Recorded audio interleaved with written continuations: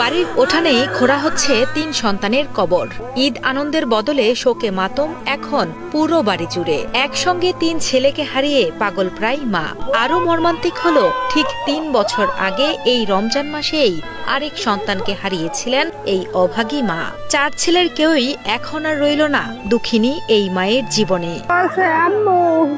এইগুলো নিয়ে যাই বেরিয়ে আম্মু। আমি কইছি আব্বু এখন তো সারা রাত জার্নি করে যাইছো, একটু পরিবারের সাথে ঈদ আনন্দ ভাগাভাগি করতে ২৯ মার্চ সকালে ঢাকা থেকে বাড়ি ফিরেছিলেন পিরোজপুরের মঠবাড়িয়া উপজেলার বাইশকুড়া গ্রামের নাইমুজ্জামান শুভ। ভোরে বাড়ি ফিরে ছোট ২ ভাই শান্ত ও নাদিমকে সাথে নিয়ে ঈদ উপহার দেওয়ার জন্য আত্মীয়ের বাড়িতে যাচ্ছিলেন শুভ। যাবার সময় মাকে বলে গিয়েছিলেন দ্রুতই বাড়ি ফিরে ঘুমাবেন তিনি। তবে ঘুমিয়েছেন ঠিকই, কিন্তু সে ঘুম আর ভাঙবে না কখনোই। বরগুনার পাথরঘাটায় আত্মীয়ের বাড়িতে ঈদ উপহার নিয়ে যাওয়ার পথে বাসের সঙ্গে মোটরসাইকেল সংঘর্ষে একসাথে মৃত্যু